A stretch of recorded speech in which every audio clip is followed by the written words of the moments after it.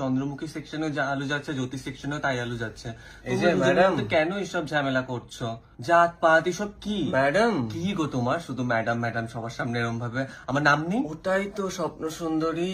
কি নামে ডাকবো তোমায়? চন্দ্রমুখী, জ্যোতি? কবি, ডোন্ট ডু দিস। হায় হায়, তোমার মুখে আমার ডাক নামটা জাস্ট। করো না, কেউ দেখে ফেললে। দেখুক, সবাই জানুক তোমারও একজন পাগল প্রেমী আছে। চুপ করো।